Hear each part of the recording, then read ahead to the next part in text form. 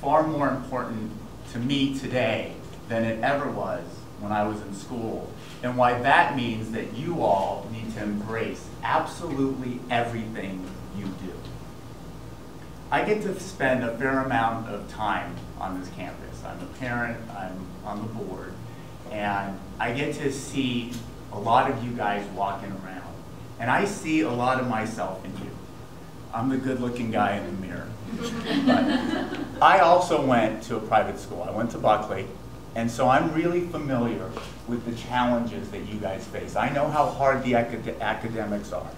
I know how time-consuming the extracurriculars are, like sports and theater and all the labs you guys have to do, community service. Believe me, I get it. I've lived it. And if you guys are at all like me, every once in a while you sit there and you wonder, does any of this matter? And is what I am doing today at all going to affect my career? I'll be honest, I didn't think it did. I did not think that it would matter when I, quote unquote, grew up. I thought I would learn what I needed to do either on the job or as part of life. Well, let's see whether I was correct or not. When I was in school, my thing was basketball. I just loved basketball. My favorite team was the Lakers. Why? Well, A, I'm from Los Angeles, but B, they were a complete team. They didn't just have stars. I mean, sure, they had Kareem Abdul-Jabbar and Magic Johnson, but they had role players. People like Kurt Rambis, who just got rebounds and hustled. People like Michael Cooper, who just could play shutdown defense on absolutely anyone. Or people like Byron Scott, who was the star shooter on that team. Well, here's our team. I'll grant you, we don't look half as intimidating as the Lakers, and as you're probably trying to figure out, that is a mullet, unfortunately. I assure you it was the trend there. Why that's the case, that's a topic of a whole other 5-up speech. But that was us, and we were a pretty good team, and I was having a pretty decent season because my role on the team was to be the shooter. Also to try to put on some weight, but that didn't really happen. But I was the shooter, and going into the final game of the season, I was tied for the California scoring championship with this guy. At the time, he played at Simi Valley. He's Don McLean, and he went on to play, obviously, in the NBA, and he was a star at UCLA. But going into our final game, I walked into the locker room, and my teammates called me aside and said, listen, it means the world to us for you to win the scoring title. And that blew me away. I was absolutely stunned that my teammates would want to do that for me. I learned a lot about teamwork that day and the days that followed, because what I learned is even when one part of the team succeeds, the whole team, in a way, succeeds. So you're probably wondering, what's this got to do with today? Well, I get to play in a different court now. I am a corporate litigator, and I work at a relatively big law firm. We're 10th in size. We have over 1,600 lawyers, and we have 20 offices around the world.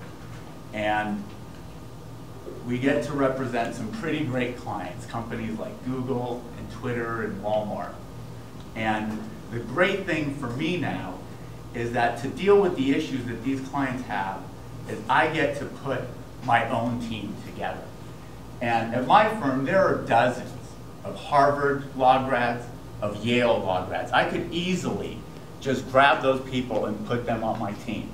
But those are, if you will, the superstars. That's not what I've ever done. I've always filled my team with role players. Sure, I have a Harvard grad or a top-notch academic brain, but I also have someone who is a brief writer, maybe someone who majored in English.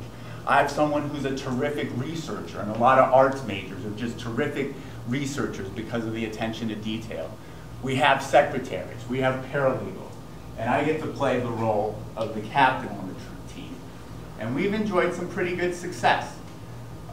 We won a Supreme Court case earlier this year, and a year ago, we represented a company in a piece of litigation that determined whether a firefight in Fallujah, in which 17 civilians were killed, was a war crime or a justifiable act of war.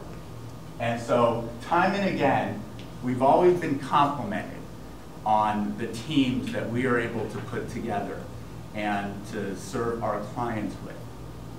So now you know why basketball is more important to me today than it was when I was in school, because it's helped me be a better lawyer. But why does that matter to you? Why does that mean you should embrace everything that you do today? Well, it's because you guys don't yet know what's going to matter in your futures. You are juggling so many things, but you don't yet know which one's going to make a difference. Now, should that frustrate you? It's easy to see why it might, right? Not knowing the answer and going through all the motions you go through. But I would posit that it shouldn't frustrate you at all. Instead, it should make you embrace everything you do, because anything you do now may have an absolutely profound effect on your future. I never thought that what basketball taught me was going to affect my life as a lawyer, but it did. You guys probably don't know whether or not the classes you take are going to affect you later in life, but they will, because not only are you learning the substance, you guys are learning how to learn. You're learning how to think. And that's important, because when I was in school, the internet didn't exist. But I learned how to learn. So when Google and Twitter came knocking on our doors, I had the skill set to go out and figure out what their problems were and how we were going to solve those problems. You may not think sports matter, but they probably will. They could teach you teamwork. They can teach you to push yourself further than you ever thought you could be pushed. And you may not think the arts matter, but they will, because it is going to teach you how to look at life differently. It's going to teach you how to be more creative, and it's going to teach you how to appreciate the finer things in life. The truth is, everything that you guys learn today is likely to have some sort of effect on you in the future. But if you embrace, really, really embrace everything you do, it can matter a great deal. So embrace these years. They are very, very precious years. They are foundation of everything you will become and everything you will achieve. So don't just mark this time.